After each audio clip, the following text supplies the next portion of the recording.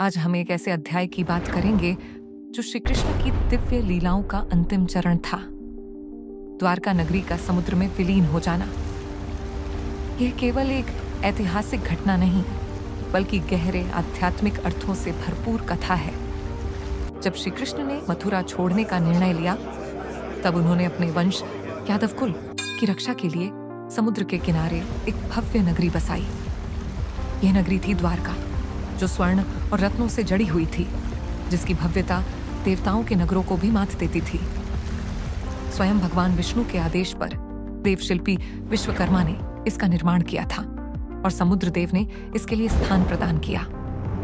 द्वारका केवल एक भौतिक नगरी नहीं थी, यह धर्म, न्याय और आध्यात्मिक उन्नति का प्रतीक थी। लेकिन हर युग में समय के प्रवाह के साथ परिवर्तन अपरिहार्य होता है।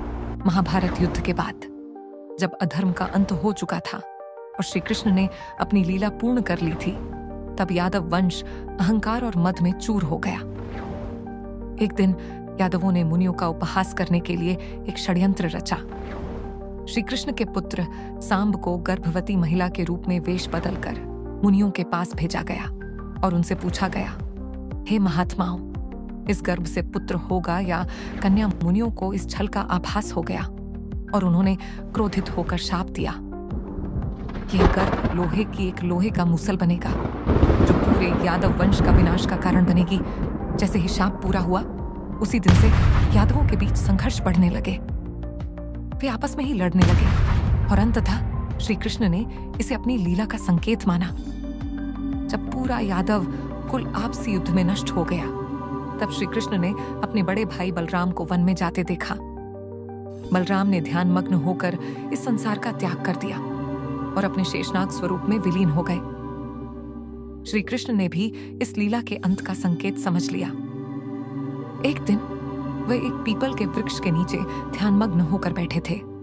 तभी एक शिकारी जरा उन्हें हिरण समझकर तीर चला देता है, जो उनके चरण में लगता है। लेकिन यह केवल एक बाहरी घटना थी। श्री कृष्ण का कार्य पूर्ण हो चुका था और यह केवल लीला का अंतिम दृश्य था। श्री कृष्ण के शरीर त्यागने के बाद समुद्र धीरे धीरे उठने लगा और द्वारका नगरी को अपने भीतर समाने लगा। यह मान्यता है कि समुद्र ने स्वयं भगवान के आदेशानुसार द्वारका को अपनी गोद में समा लिया, क्योंकि यह केवल एक नगर नहीं था, बल्कि श्री कृष्ण की दिव्य लीलाओं का केंद्र था।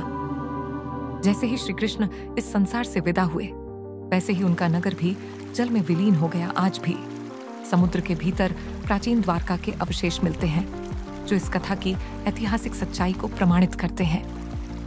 इस कथा का आध्यात्मिक अर्थ नश्वरता का सत्य। यह कथा हमें सिखाती है कि इस संसार में कुछ भी स्थायी नहीं है। चाहे कितना भी भव्य साम्राज्य क्यों न हो, समय के साथ सब कुछ नष्ट हो जाता है। अहंकार का विनाश, यादव वंश का पतन उनके अहंकार और अधर्म के कारण हुआ। यह हमें बताता है कि शक्ति और वैभव भी विनाशकारी हो सकते हैं, यदि उनका उपयोग अहंकार से किया जाए। लीला और समय चक्र। श्री कृष्ण की यह लीला हमें यह भी समझाती है कि जब ईश्वर अपने कार्य को पूर्ण कर लेते हैं, तो वे अपने स्वरूप में लीन हो जाते हैं।